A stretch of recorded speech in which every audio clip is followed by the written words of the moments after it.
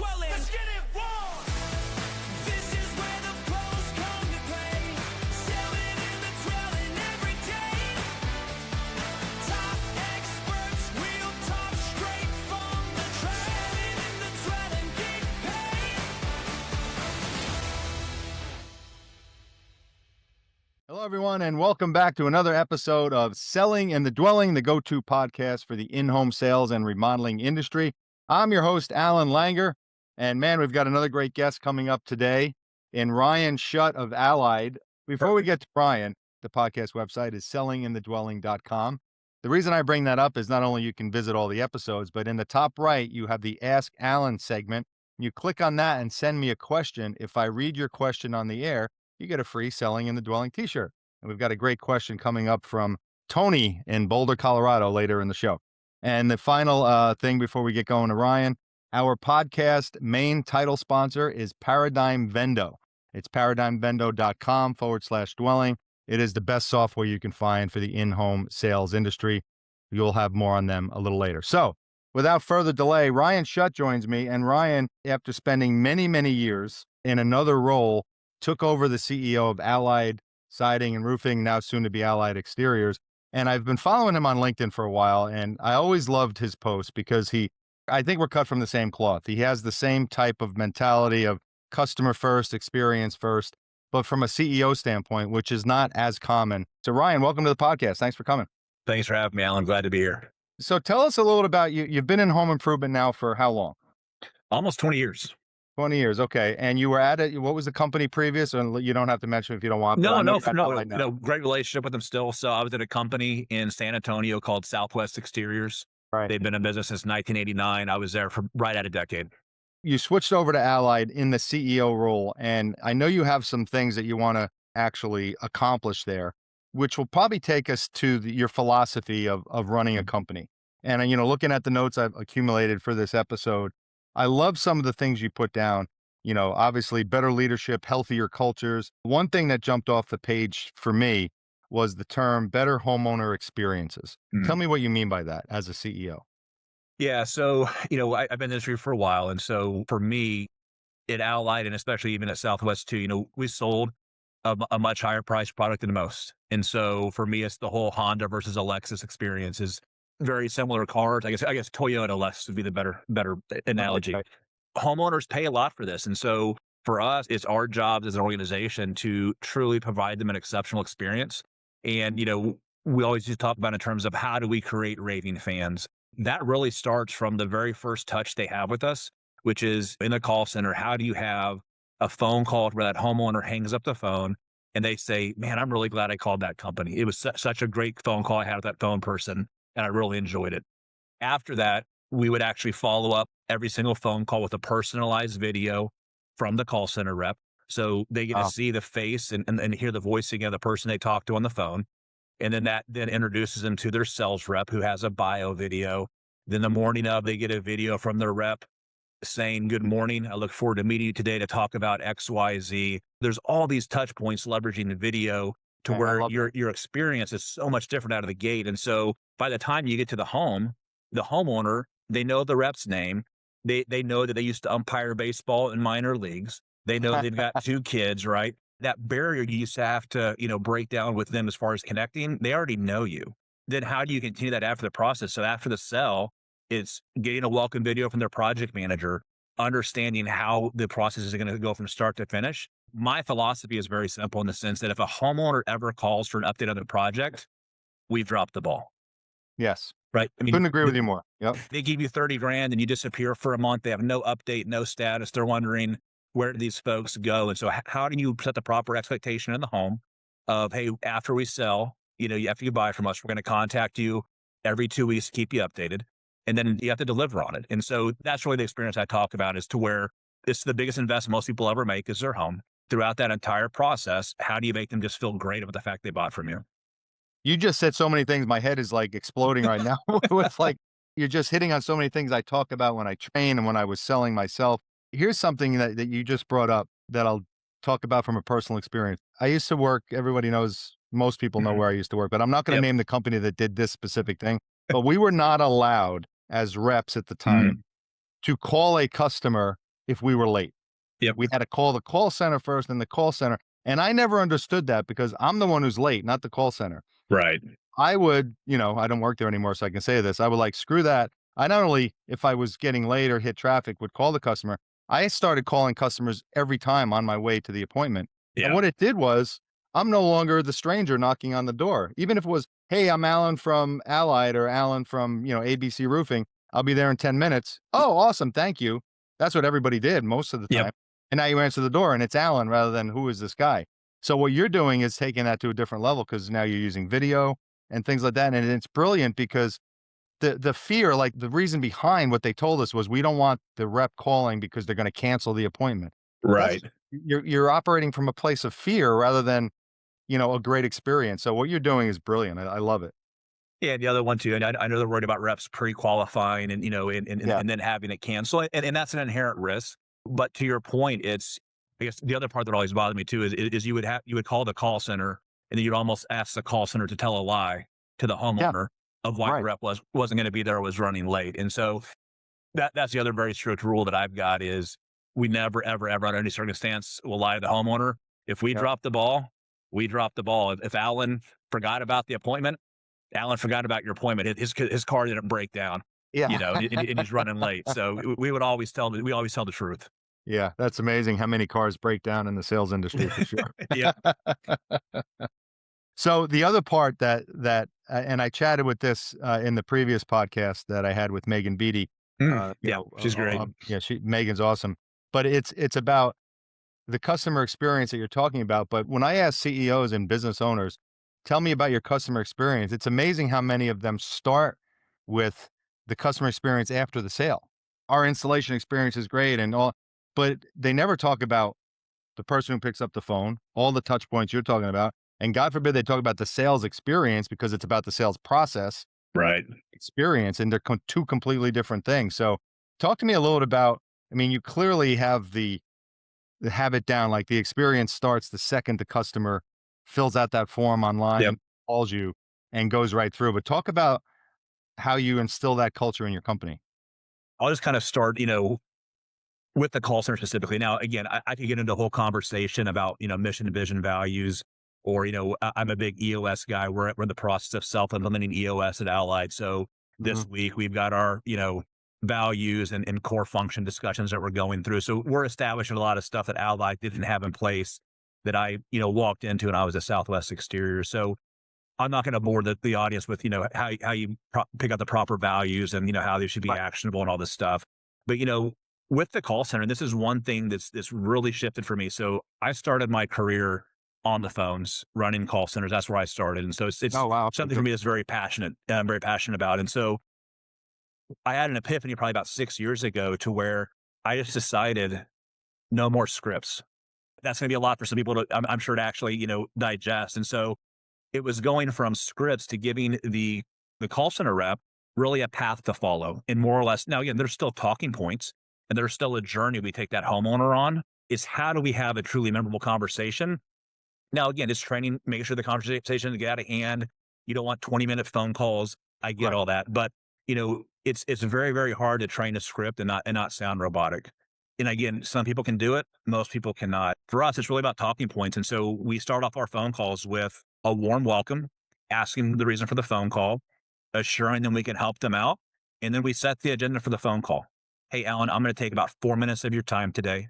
And I'm going to ask you about 4 questions about your window project. And then we'll get you on your way. Does that work for your schedule today? So now I've already put them at ease. I've given them a shot clock for the phone call. They know what to expect. And that's how every interaction starts off with us, whether it be from the sales, even from the installation. We always set a time frame so they know what to expect. Then that phone call goes pretty smooth. I mean, it's, name, address, phone number. We do what's called a vanguard for the two-party ask, because I know two-party appointments are still very, very important. We will obviously run a one-legged appointment. We'll vanguard those appointments. And by vanguard, I mean kind of calling out the obvious. In those phone calls, we'll tell the homeowner, hey, Alan, I'm going to ask you a quick question about your wife being present for the consultation. Now, the reason why a lot of our competition is going to ask that question is they want to pressure you into buying that night. The promise I'm going to make to you is Allied will never pressure you into buying that night. Is that okay with you and your wife?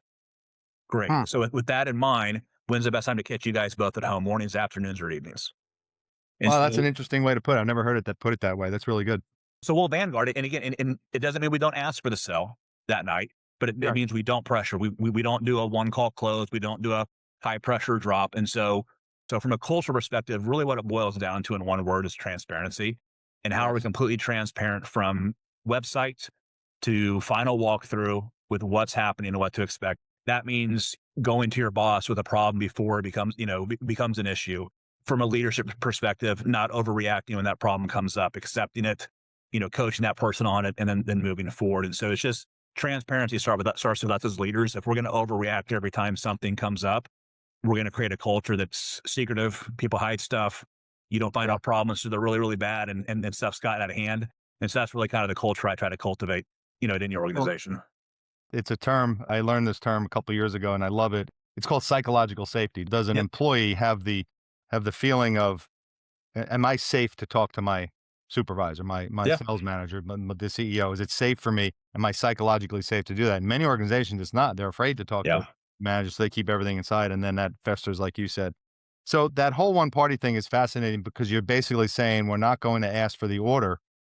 But I'm guessing, I'm just going to make Mhm. a guess here, because of the lack of pressure, you guys probably do close quite a few sales on the first night. Would I Yeah. assume that correct? Well over half. Yeah. Yeah.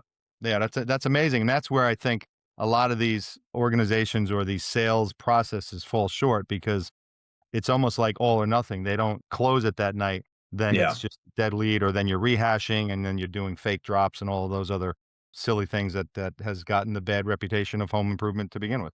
Yeah. And the other misconception too, Alan, is, because of what I hear and the excuse that I use for years myself is, well, if we're doing a be back appointment, we're taking a future appointment off the board with that sales rep, right?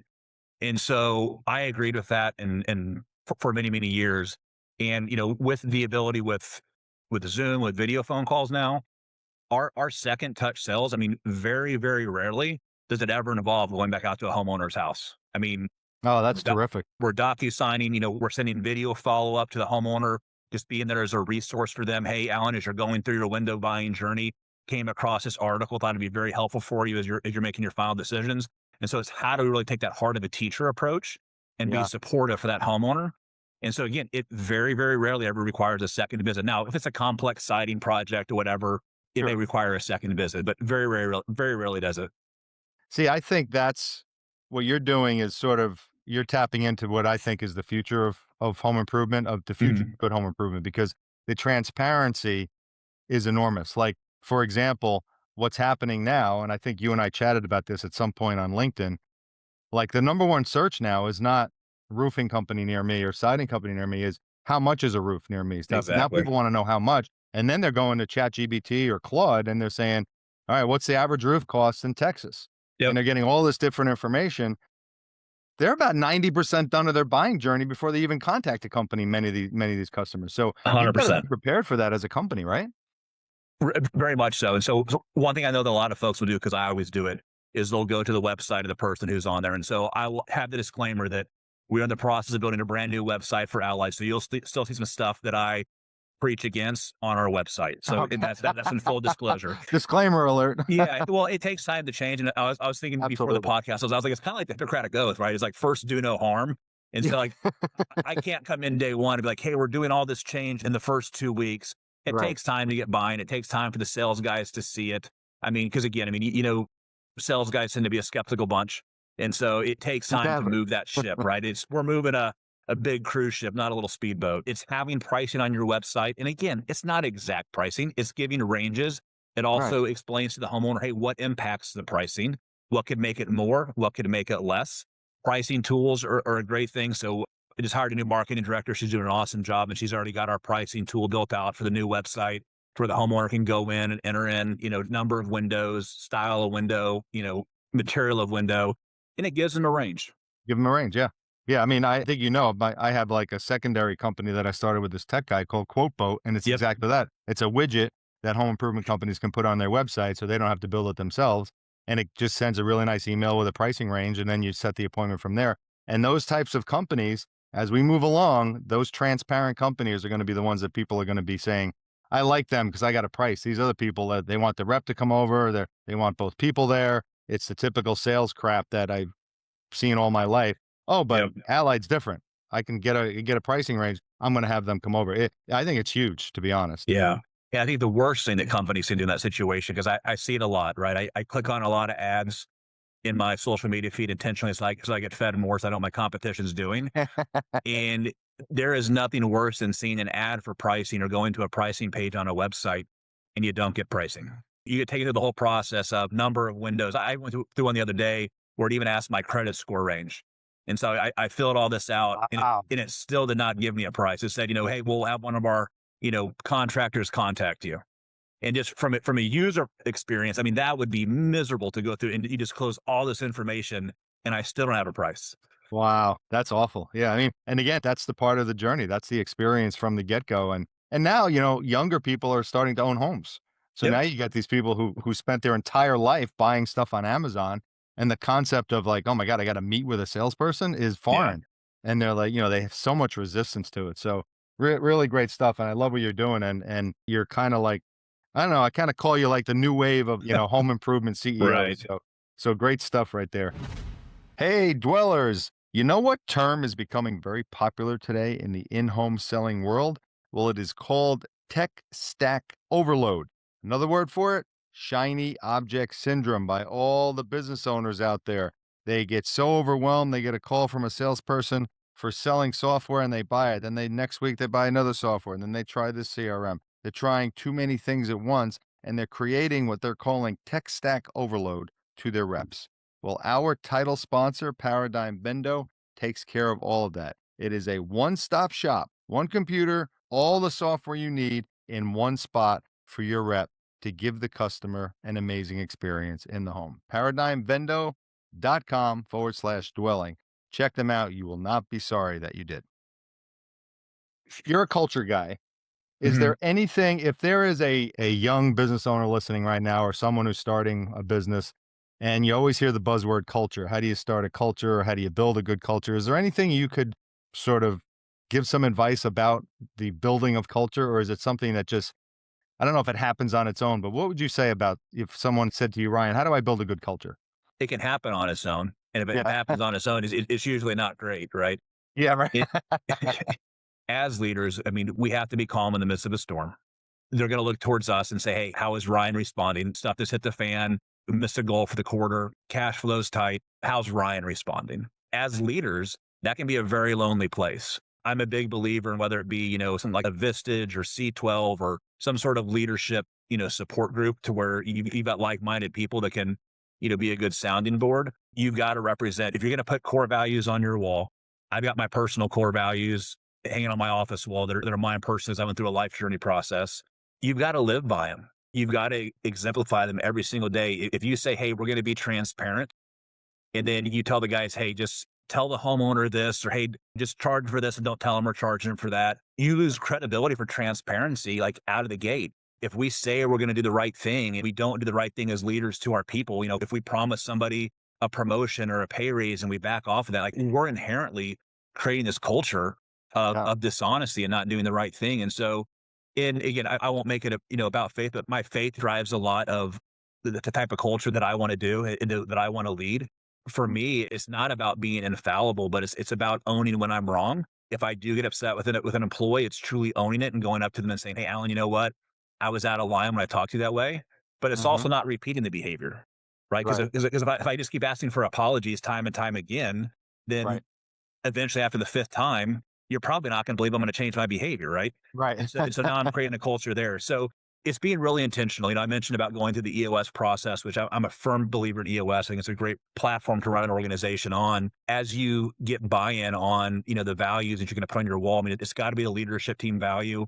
It's asking questions of, hey, are we going to hire for these values? And more importantly, would we fire somebody for violating these values?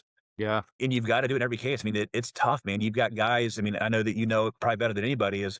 You have these top performing sales reps that are selling $2.5, $3 million a year, and that are just killing the culture of the organization. Killing it. Yep. Is you as a leader, are you going to have the backbone to stand up and say, "Hey, Alan, you're in violation of this culture and these values," and either you straighten it up or we're going to lets you go, and then you let them go. It's super scary sometimes, but you got to stand by it, because that one single person that's a deterrent to your culture, they are eroding everything that you preach about in every team meeting, every quarterly update, whatever it is. You got one or two people that are just eroding that. It's a very, very short road to total chaos.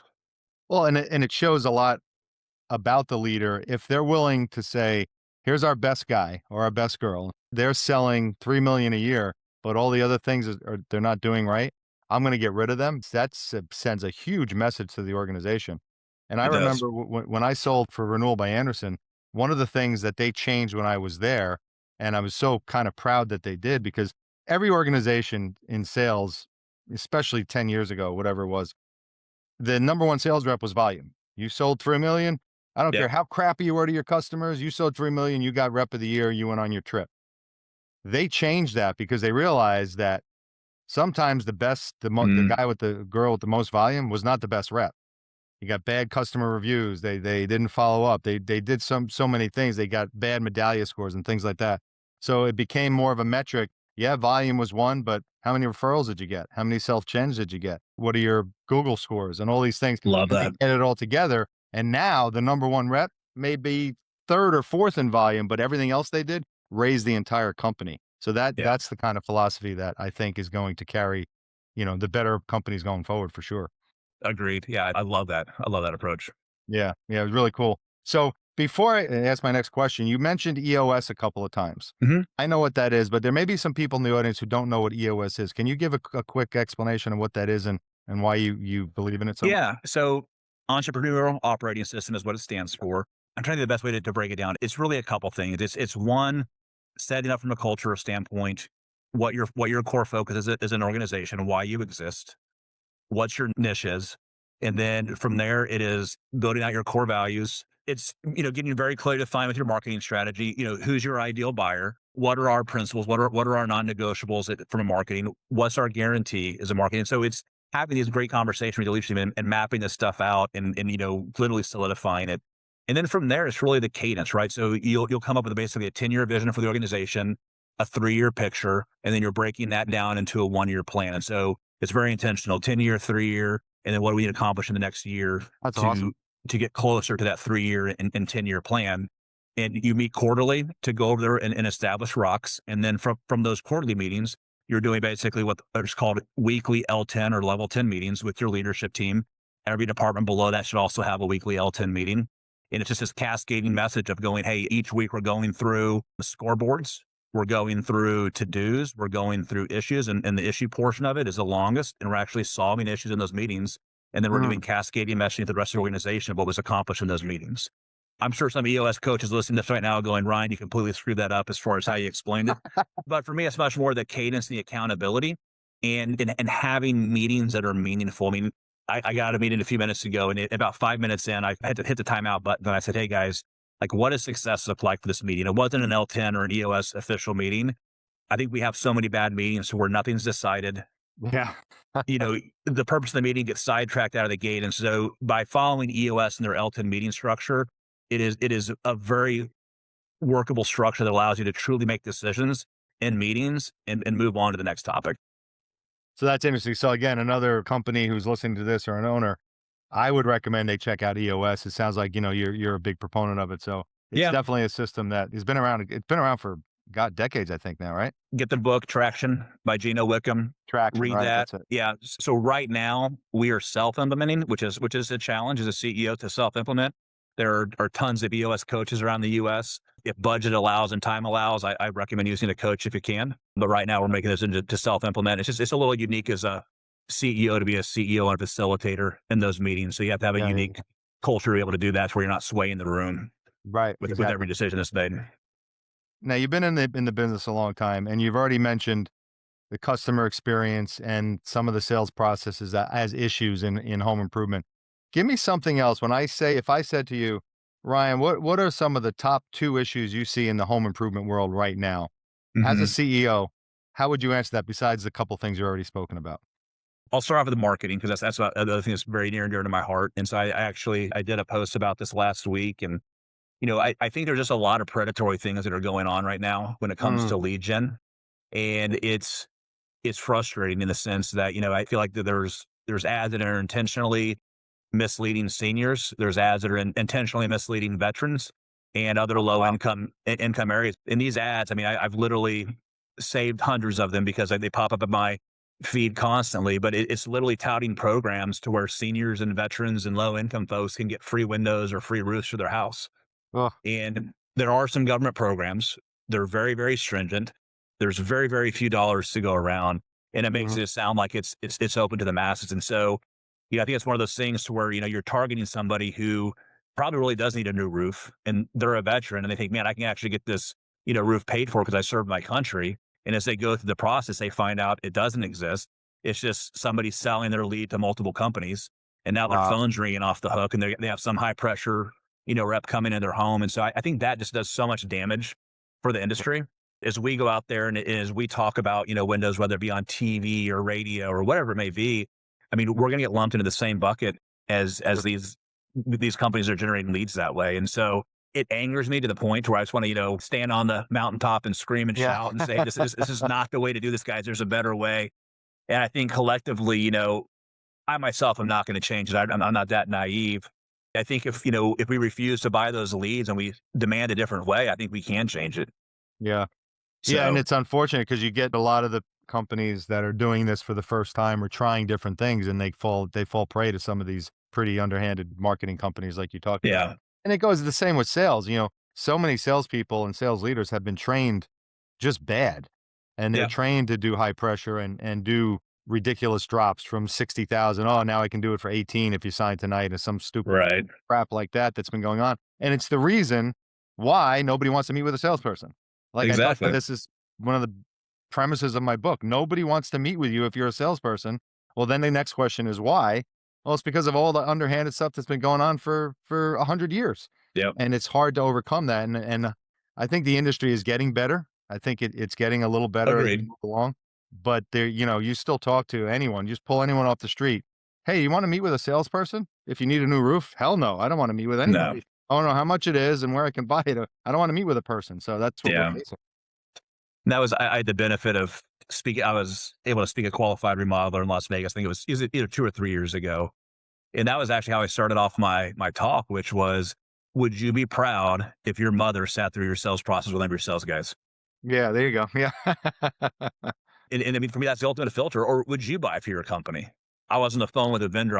Leave the vendor remain unnamed. They were selling a product, and throughout the course of the phone call, I could tell where this was leading. Where he was leading to a one call close in some special offer. And I'll just say Bob. The guy's name wasn't Bob. I was like, hey Bob. I said, don't do what you're about to do. And he's like, what do you mean? I said, don't ask me to buy it today, and don't tell me you have special pricing if I buy it today. I go, please don't cross that line with me.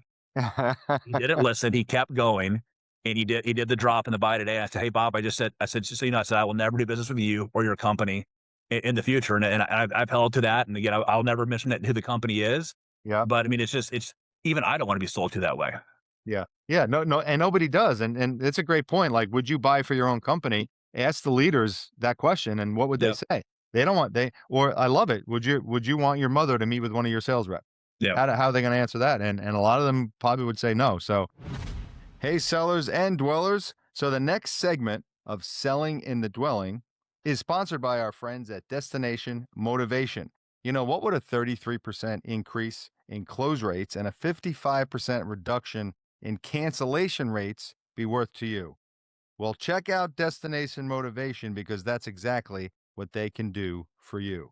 You want to visit www.increaseoursales.com for more. Now let's get to the Ask Alan segment. We are flying by, and it is time. You'll hear the angels singing as they sing. It's time for the Ask Alan segment of the podcast, sponsored by Destination Motivation. And what we have today is a very cool one. So Tony from Boulder, Colorado writes in. And again, I go through these questions as they come in and try to pick the ones that are pertaining, or will, look at the guests that I have. And this one's really, I think, a good one for Ryan. So Tony from Boulder writes, so I am interested in getting into a sales management role within my current company. I am a top 5 sales rep right now. What are some of the things I should be doing to prepare myself for a role like this? So as a CEO, how would you answer Tony's question? Yeah, so really a couple things. So I would say first and foremost, half joking, half serious. Reduce your spending levels because you're probably going to make less as a manager than you are as a top five sales rep. That's So, tremendous. so I mean, it is what it is. I mean, there's a lot of top sales reps that will never go into management because of that simple fact. Yeah. And so I think just to be very open about that is super important. And there's a great book called Impact Players by Liz Wiseman. For me, it's a book that I give to every single young person who wants to get into leadership.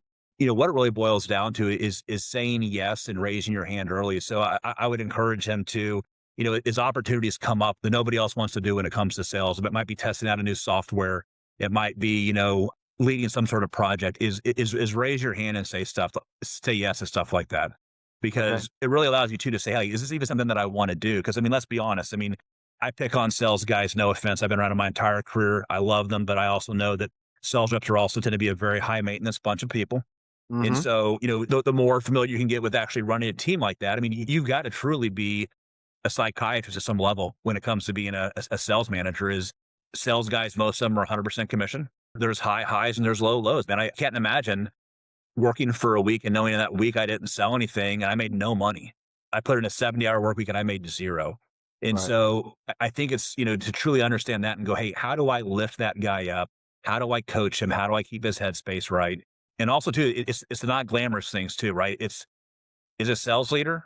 If that's what you want to be, role play, role play, role play. You will not be popular, but I'll tell you what, your guys will get good. And if you can do role playing well and you can role play true scenarios, you can become a great leader for sales guys. And the same thing too. I know there's great tools like Zero and Rilla, but to Mhm. still get out and do some ride-alongs occasionally. That the team wants to see you out there and not just facilitate role play, participate in role play, right? So the guys can see you doing Yes. it. And so, just as a leader, man, is you got to truly be one of them, but at the same time, live out the values of the organization and be a leader in the process. So, not a very succinct answer for him, but hopefully it gives him a little bit of direction on where he should be No, going. I think it's very succinct because you brought up some stuff that he may not have been thinking of. And the thing that I think about when I see, I mean, I don't get a question like this all the time, but I've seen it countless times where companies will take the top sales guy or the top second or Yes. third and say, "Hey, we want to offer you a managerial position." And then the sales rep starts to think, "Well, I don't have to work Saturday nights anymore. I don't have to work evenings. I'll make a little less money. Let's do it." But they have no idea how to be a leader. Right. And they put people in positions of failure rather than of success. So, from a managerial standpoint or from an owner standpoint, I'm always shocked on how many people who should not be leaders are put into those roles. And how Right. do you look at that when you're ready to promote someone, or do you look at what are their leadership skills first? Because yeah, they can sell, but can they manage a team? Yeah. I mean, it's for me, typically your top sales guy is not going to make the best sales manager. I agree I mean, 100%. it just it is what it is. But also as leaders, like we have to provide the training and the support that these guys need to be the leader. So literally within my first month at Allied, I could have brought in a lot of things, right? I could have brought in EOS. I could have brought in, some big and powerful sales trainer. Instead, I'm working with a group that specializes in leadership. It's called the Question First Group. You can blurb it out if you want to, but they're a great organization. Since my second month here, we've been doing weekly training with our coach, and the coaching centers around strictly on how to have impactful one-on-ones, how to ask great questions, how to, help the people, get to the answer themselves. Because as leaders, right, we're so busy. It's easy when questions come to us, we just shout off the answer and they go and do it, right? Well, Right. I've missed an opportunity to build a leader and help you think through how to solve that problem. What's the best way to approach it? And so, I mean, it's grueling training. I talk about role playing. I mean, me as a CEO, I'm role playing one on ones. I'm recording one on ones that my coach is listening to, Ah, and my other leaders get to hear my feedback and my coaching on it too. And so it's so important, to start there and provide your team the training that they need in order to be successful. and you made a great point about the psychology of being a leader because I do sales leadership training and I talk about this. And one of them is I play a game with the people I'm training and I call it, "Is this you?" And Mm. I come up with a scenario and I say, okay, whatever the scenario is. And then ask this question and I have them answer yes or no. And there's 5 questions. And I say, "Is this you?" And one of them that always gets people, and it's from the sales rep's perspective. So the question comes Mm, from the sales rep. So the question is, does your manager, does your leader inspire you? mm, They have to answer yes or no as the leader, and they think about this stuff. Or does your manager lead by metrics or by emotion? mm. Most sales leaders just coach on the numbers. Yep, You're not hitting your numbers, they're going to put you on a pit plan. Well, that's not a good leader. You got to find out the person behind the numbers. So the emotional part absolutely. you talked about is huge. You mentioned some of it earlier too, but it's how do you make your team feel safe? One of my Leaders Eat Last by Simon Sinek is a fantastic read. Yep. And he talks, strictly about that. How do we make our team feel safe? So when they do mess up, they're not coming to your office like a beat puppy, and they're worried about what you're going to say to them, how you're going to degrade them and challenge them. They're going to, hey, I'm going to go see Ryan because he's going to build me up and he's going to help me get through this. Well, Ryan, we are well over 40 minutes and it flew by. And I want to really thank you for joining me today. We really got some golden nuggets out of you and we can keep talking forever, but people aren't going to listen forever. So we probably should shut it down now. But hey, if Perfect. someone wants to reach out, say hi to you or say great podcast, where do they find you if you don't mind sharing that? Yeah, so they can find me on LinkedIn or they can shoot me an email. It's ryan.shutt, Shutt, at alliedcustomhomes.com. Confusing email, don't ask about it. It's getting changed out at exterior soon. The But Allied Exteriors soon, right? LinkedIn's always great. I stay pretty active there, checking my messages so they can reach out to me there, man. I love having these conversations with folks. So happy to help. Yeah, this has been great, and I really want to thank you for being on. This has been a terrific episode, and I want to thank everyone out there for joining us on Selling in the Dwelling. So Ryan Shutt, thank you for being here, and everyone, don't forget the podcast title sponsor is paradigmvendo.com/dwelling. Check them out. I know you heard a little bit about them in the middle of the episode, and don't forget also Destination Motivation, great company if you want to lower your cancellation rate, and they are the sponsor of the Ask Alan segment. That's it for us, everyone. Thank you, Ryan, once again, and thank you out there. We'll see you next time on Selling in the Dwelling. Take care.